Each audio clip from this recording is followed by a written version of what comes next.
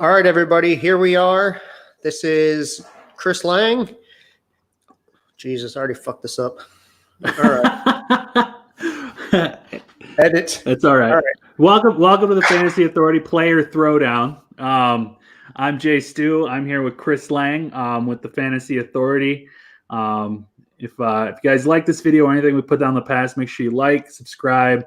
Goes a long way for us. And Chris, why don't you go ahead and tell them what we're going to do today? All right. As Jay Stu said, CJ Lang here. I can be found at Clubber_Lang83 at Twitter. I am going to give you the Engram side of this Engram versus Darren Waller tight end throwdown.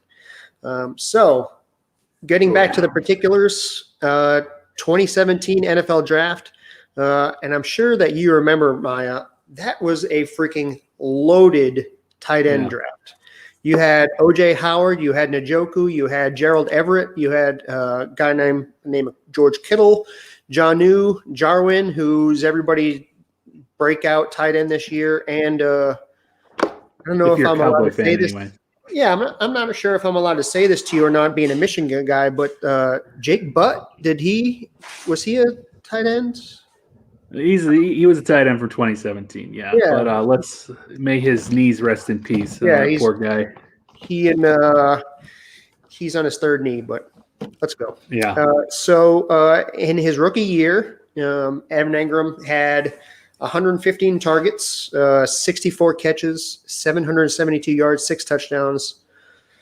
Hashtag Eli. But he did end up as the tight end 6. And he was on the 2017 All-Rookie team. So the next 2 years, a little bit marred by injury, should we say. In 2018, he only played 11 games. He injured his MCL in his foot. Yet he still had 45 catches, 577 yards, and 3 touchdowns. So if you take those numbers and consider him playing an entire 16-game season, keeping it on that average, he ends up as the tight end 5 in 2018 without the injury. So then move on to last season, 2019. Once again, he was injured. He only played 8 games due to being on the IR for his foot. Yet he still had 44 catches, 467 yards, 3 touchdowns. And with that pace, he would have ended up last year as the tight end 4. So he's definitely a guy. He's still 23. He doesn't actually. Is he 23 or he turns 25? 24, yeah. He's 24. Okay, 25. September 2nd. We were way off. Yeah. But still a first-round guy. Came out of Ole Miss. Currently for rankings on 4for4 ADP, he's overall 64, tight end 6. So in the 6th round, I think. Yeah. So I'm still thinking, but if you listen to just some of his accolades from his rookie season in Giants franchise, he had the most touchdowns in a season by a rookie tight end. He had the most receiving yards and a touchdown by a rookie tight end, most consecutive games with a touchdown, most consecutive games with 55 receiving yards and a touchdown. He had most receptions by a rookie tight end in the first 8 games of a season. Second Giants tight end ever with 45 receptions in first 2 seasons, joining Jeremy Shockey, and had the first Giants tight end ever with 575 receiving yards in his first 2 seasons. And he even broke some NFL records where he had the most games with 4 receptions by a rookie tight end, tying Keith Jackson. And he was the first NFC rookie tight end since 1970 with 400 receiving yards and 4 touchdowns through the first 8 games of the year. So, his rookie year, and we all know rookie tight ends do not usually hit at all. But he had a really decent season, ending up as the tight end 6 as a rookie on a pretty crappy Giants team. That's pretty good. And then, like I said, though, 2 years, and I know you're going to come at me with the injuries, and you absolutely should, because if I was on the opposite side of this, I'd be talking shit about his injuries as well. But like I said, he's still. You don't know me. You don't know what I'm coming with. Yeah, he's still something. And now, if you look at the Giants roster, with Daniel Jones, obviously, I personally think a giant upgrade. from Eli. Eli in the early 2000s, yeah, probably a lot different. But Daniel Jones seems like he's good. He's got a little bit of that scramble to him, but I think in the long run he'll end up being more of a pocket passer. But now he's got somebody other than Slayton to throw to. Golden Tate is back and Slayton's there, who had a great rookie season. Engram hopefully healthy. You got Saquon still. So I think the Giants team could be pretty good, even though that NFC East is pretty loaded this year. I think honestly all the teams did really good in the draft. And obviously, the Cowboys are trying to become the New York Yankees of the NFL with their deep pockets. I think loud mouths. Yeah, I mean the NFC is pretty strong this year. Not sure if the Giants are really going to be a playoff team. They might be vying for that wild card, but I mean the NFC South is good. NFC West is going to be a freaking slobber knocker, as JR would say. They could easily have 3 playoff teams from the NFC West. So, yeah.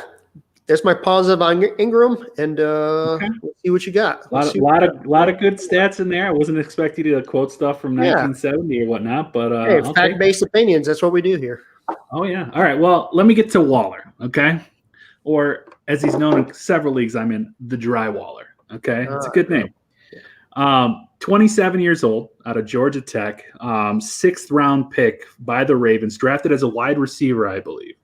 But a real big body, 6'6", 255 pounds. So he has that typical tight end mold. I think he put on weight to get to that position. He's currently going as the tight end 5 in ADP. He's going before Engram and right after Ertz. So he's right in that 4 to 6 range. He does good things for the Raiders. If you haven't seen last year, he was overall the tight end 3. That's better than Ingram's ever been, but we'll get to my my Engram slander shortly. But the Dry Waller had a great season: 117 targets, 90 receptions, 1,145 yards, and 3 touchdowns. So the touchdowns need a little bit, or leave a little bit to be desired, but it's definitely something he can improve upon, and I think he will this year. Reasons why I think he's going to be great is because he's on the field the entire time. 900 snaps last year. That's 90% of the time he was on the field for offense. That means he's not just a gimmick tight end. He's lining up all over the place. They're using him all the time. They're using him as a blocker, and he does his job well. He also has a good history if you take what Derek Carr does with tight ends in the last 3 odd years, right? 2018, you had Jared Cook. 101 targets, 68 receptions, 896 yards, and 6 touchdowns. Something I think is more the floor or the ceiling that Waller can get to this year. 2017 was also a Jared Cook year with 86 targets, 54 receptions, 688 yards, and 2 touchdowns. So not a great year. But if you look at those seasons, all of them are top 10 seasons for tight end. So Derek Carr likes to throw the ball to his tight end. They added some weapons in Oakland. The black hole now has Henry Ruggs, who's got wheels. Not a volume guy that I think of, but I think that's actually going to be great for Darren Waller. He's going to open up the field. They'll probably have to double Ruggs on the outside, leaving the middle for Wall to operate against the linebacker and nickel corner. They also added Brian Edwards, a lot of Devy people's favorite, and he's getting much deserved hype in camp, looking real good. I think between him and Renfro, that's your starting lineup. Him, Renfro, Ruggs, and Waller. And then out of the backfield, they just need to get Josh Jacobs some targets. But if it takes away from the Waller volume that I'm looking at here, then it kind of ruins my argument. But, as a Josh Jacobs owner, I just throw the damn ball to Josh Jacobs every once in a while. My projections for Waller this year for 2020, I think he has less target volume because of the added weapons. But 110 targets, 85 receptions, 1,000 yards, and I think he can get up to 8 touchdowns this year, which would probably put him as a top 5 tight end yet again. 27 years old. I mean, I think Carr loves the tight end. He's just going to go nuts in that offense, and we both know Gruden. If he has his guys, he's going to use his guys. And the snap count's not going to go down. where he's being drafted early in the 5th round of ADP. So some running backs that he's being drafted around, David Johnson, Singletary, Jonathan Taylor, Mark Ingram. Some of those are good running backs, but those really like championship winners, right? Wide receivers in that range are Lockett, Woods, Sutton, and DK Metcalf. So I like the wide receivers in that range a little bit better than the running backs. But if you're talking getting your top 4 skill players, and none of them are going to be a quarterback for me, I'm punting quarterback. So if you go 3 RBs and a wide receiver, you're looking at getting Waller to solidify your starting lineup in the 5th round. Probably going to have to be early 5th, unless he falls to the later 5th round. You're looking good there. But I'd probably rather have a top 5 tight end in that region than have one of these wide receiver 2s that I can get in the 7th or even 8th round when you're looking at guys like Calvin Ridley or some of these rookies or something like that, somebody that can contribute something. So Waller kind of checks all the boxes for me. He's big. He plays a ton snaps. He's got a quarterback that loves to throw to him, and he's got a coach that's going to utilize him. So that's my Waller hype. I'm going to go ahead and let you tear him down. What do you got against Waller, buddy? No, that was a lot of great information and a lot of stuff that I truly did not know about Waller. You said you think he's going to get 1,000 yards this year? I do. Yeah. You're out of fucking control right now. There's absolutely no way that he's going to come even close to that. You said he's going to be tight end 5, dude. I've got him at like tight end 20 this year. What? 20? You got Foster Moreau last year, who's nobody even heard of, had 5 touchdowns as a rookie. They signed Witten. Why did they sign Witten? I'm not supposed to interrupt you. Go ahead. Why did they sign Witten if Waller's this amazing guy? And he did have a great season last year. Waller did, but why when you got a Moreau, now you bring in a Witten, and then you talking about Ruggs, Edwards, Lynn Bowden Jr., and they're going to get Josh Jacobs more involved. You can kiss those 117 targets last year goodbye. He's done. He's absolutely – I mean, I'm not going to say he's done, but there's no way that he finishes top 10 tight ends. No way. All right, is that all you got for the Waller? Because I cannot wait Absolutely to get to not. the freestyle part of this agenda. I'm almost done. You also said some of the wide receivers being drafted around him. Woods, or Robbie loves to call Bobby Trees. I absolutely hate that nickname, by the way. Cortland Sutton, who's about to, be shot off to the moon. And then same thing with DK. What freaking fantasy psycho is taking 27, 28-year-old Darren Waller over those 3 wide receivers? That's insane. But I'll leave the floor to you. All right, before I get to why I would take Waller over those, I'm just going to go ahead and go after your boy, Ingram, which this is weird because I own 0 shares of Waller in any dynasty league I'm in, and I have like 5 shares of Ingram. I'm a big Ingram guy. But in every trade response I get that I've ever sent out, I'm going to go ahead and list what everybody says here. All right, you mentioned the injury history. There's really nowhere else to attack Ingram from because even in his splits, he's good, right? He played 6 games with Jones this year, and he still averaged right around the same amount of points that he did with Eli for his career. He never had any other QB besides Jones or Eli in his entire career. In 28 games with Eli, right around 12 points per game, and 6 games with Jones, right around 12 points per game. So I can't argue with the guy's production. He is a stud, but the problem is he's never on the field, ever. The dude has, the parentheses with the injury right in there. It's either I, O. It's one of those two. Sometimes there's a P, but a lot of times it's Q, O, or I next to his name because he doesn't play. And it's been since the end of his rookie year when he got hurt with the foot injuries because that's his big thing. Foot injuries are not good for football players. 15 games in 2017. Great rookie year for a tight end. It was amazing. 2018, 11 games. Finishes the tight end 13. And like you said, he would have been top 5 if you extrapolated that for the whole season. But sorry, yet another injury. 2019, guess what? Another foot injury. 8 games. Dude was on pace to have a crazy good season for a tight end, whether it was with Eli or Jones. 8 games. That's it. I would rather take Waller all day because I'm going to get 16 games out of him when he's playing 90 snaps.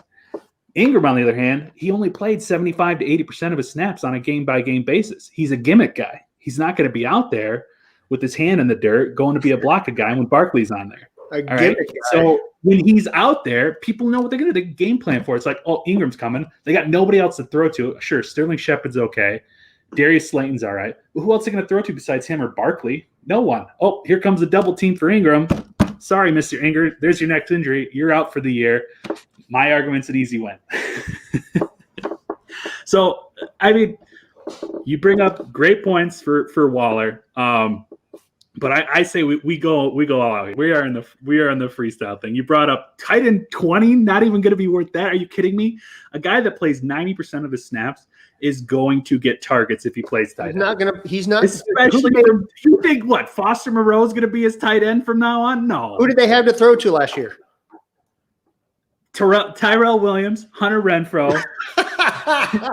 Yeah, Darren Waller. We'll go with Ty Williams. Whatever, Ty Williams, and then we got 29-year-old, 30-year-old rookie Hunter Renfrow, he's decent in the slot, but I mean he's not Julian Edelman.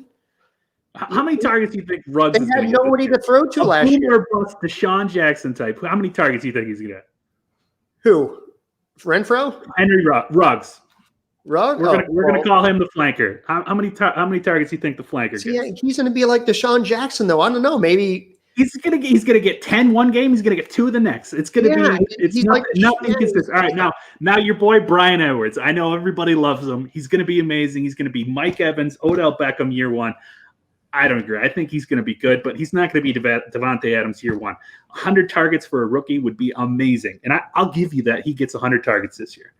But I'm not even sold that he gets 100 targets with Hunter Renfrow and Darren Waller and possibly the third down backs, whoever they're using out of Oakland, besides Josh Jacobs, for fuck's sake. I don't know why they do it, but they do. So I'll give you 100 targets for Brian Edwards, and I'll give you 80 for Ruggs, which I think is that's high.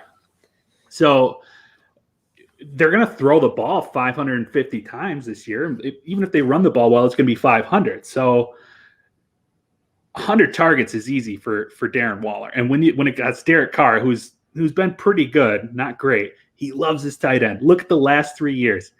Cook, Waller. Tight end, top 5 tight end, top 10 tight end every year. It's not going to just magically go away because they added 2 rookies, which, by the way, there's been no OTAs. Training camp has been crazy COVID-related. No preseason games to see how these guys actually play against corners that aren't on their own team. These rookies might certainly get the starts, but it doesn't mean they're going to come out there and light balls off. Like, Darren Waller's done it. They got a good feel. I can guarantee for the 6 weeks, Darren Waller leads that team in receiving targets and receptions. I feel a nuts on the table bet coming. Where's our TFA nut? Robbie? We need a nuts on the table bet here. So let me ask you this about obviously I think both of us realize that history plays a lot into a player. And I mentioned this today on Twitter to Zach Thomas about how Devontae Parker has completely ruined mediocre average tight end or wide receivers forever. Because now every single wide receiver that we talk about who's just okay is going to get 5 years. Oh, he might be good for the Devontae Parker breakout season. Oh, just wait. It's horrible, right? Yeah. So you're talking about with Darren Waller from 2015 to 2018, he played in 22 games. And I know he had the, 2017 where he had the drug thing or whatever. He was out, but so for basically, a 4-year span, he had played 22 games, only had 18 catches, 179 yards. So, and even though we talked about Engram's injury history, first year, 64 catches, second year, 45 catches, last year, 44 catches. I mean, don't you think that kind of plays into it? I know that, Waller had this amazing breakout season last year, but like we said, they had nobody to throw to. They just added a bunch of people to throw to, and you think he's going to be able to sustain that sort of play after never having it ever before? I think this is very much a John Gruden thing. When he gets his guys, he plays his guys. And ever since preseason of last year, Darren Waller was hyped up as being their tight end. And he's, again, just if you look at the hype in camp this year, again, he's beating coverage. He's getting open, and Derek Carr loves him. I don't think that's just going to go away because he doesn't have draft pedigree. Sure, he has a diamond in the rough history. He came out of nowhere. He was a wide receiver out of college, drafted by Baltimore, cut, sent to, was he cut or traded? Either way, it's not where he came from, it's where he is now, and where he is now is the starting tight end for the Oakland Raiders. And he's got to compete with two rookies, an old man Renfro in the slot, and a running back that should get a lot more targets than he does. I don't see the guy having a bad year. So one thing I do want to come back to is I said why I would take him over those wide receivers in that range. If you are punting tight end or you're doing a punt tight end strategy, I fully support going for guys like Hawkinson or Fant later instead of taking an Engram and Ertz or a Waller now. So, but if you want to some guys like getting their lineup filled, right? They're looking at those empty slots, and before they hit a bench player, they want to get that slot filled. When you're looking at guys like Lockett, Woods, and Sutton, DK, those could be league winners. They're great wide receivers. But if you're punting QB and you go running back, right? Say you get Christian McCaffrey, great running back. You get Joe Mixon, and then your next wide receivers, an Odell Beckham. So say you got a great starting line. You got two running backs, a flex, and a wide receiver. You can put a tight end in that spot and take that instead of one of these wide receivers, because wide receiver is the deepest position it's ever been. Like right now, you can get crazy upside players in like the 10th and 11th round, and you can get really good wide receivers like Jarvis Landry, ever heard of him? In the 7th and 8th round, who are going to put up the same amount of points these guys on the board are, right? Tight ends, they're so hit and miss. You can easily get a Hawkinson or Fant, who are these sexy guys that just go out and they'll put up 5 points per game again. So that's the only reason I would take them over those wide receivers, even though I love all of them. And in Dynasty, I'm taking all of those wide receivers over Waller. Yeah, obviously. But, I think the one thing, and everybody, to each his own, everybody has their own thing. But I think after I started playing Dynasty, I started getting away from the individual rankings. And now I'm just a tier guy. If they're in that tier, and that's the problem with tight end, even if it's, tight end premium is kind of like adding return yardage, like, 10 years ago when, what was that dude's name from Josh Cribbs, when Josh Cribbs was winning me ships with all of his return yardage, and Devin Hester was doing his thing, and your boy Stephon Logan, thank you very much for some return yardages. But it's nowadays, regardless of the format, and well, I can't say that because I don't know shit about DFS, so I don't know how those guys do it. But redraft and Dynasty, you've got Kittle, you've got Ertz. You've got Mark Andrews, and I would take Waller over Ertz. And you got Kelsey. You've got basically four, and then everybody else. And then now you've got some guys who are coming up, which I'm hoping to have good seasons. Ian Thomas, hoping to have him. If you guys didn't see my Janu video on TFA, go to our YouTube channel and check that out. This could be the year of the tight end potentially. Yeah.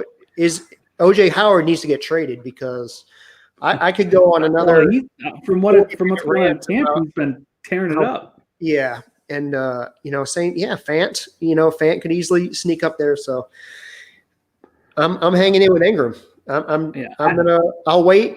Give me 12 games, dude. Just give me 12. Yeah. Go do whatever. Do your Julio Jones foot injury. Get that value back I need, because I own him everywhere. Stay healthy on the bye week if you can. Don't, pull a Ben Roethlisberger and, go on a motorcycle or whatever. I understand what you're saying about Waller. I just, it's not there yet.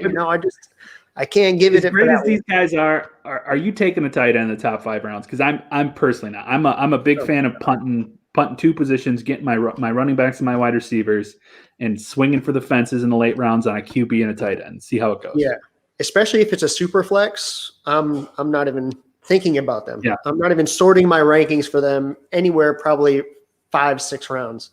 Yeah, I'll start Jack Doyle all day. Yeah, but I mean, and that's the thing is you don't know. Like even Mark Andrews, God, it's so tough to have somebody attached to Lamar, because the backfield's freaking crowded as shit.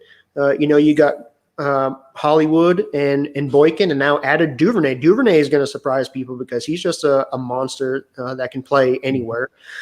So it's just tough. Is Mark Andrews going to have that same sort of year? You don't know. If 49ers, I mean, God, if they're just run the ball so much, Kittle eats a lot of that, Debo too. So, tight ends, you never know. You never know. Hopefully Engram can stay healthy and he can do his thing and he can continue on the path that he has to that, top 5 tight end range, but we'll see. Yeah. All right. Well, I think we got our points across. So yes, we'll buy Engram. That's our point. Yeah. Thanks for watching. Make sure you like and subscribe below. Tune in for more throwdowns. We got some more in the pipeline coming up. And feel free to comment down below which tight end will be better in 2020. It's Walter. Capital ENGRAM. All right. All right. Have a good one, everyone. Talk to you later.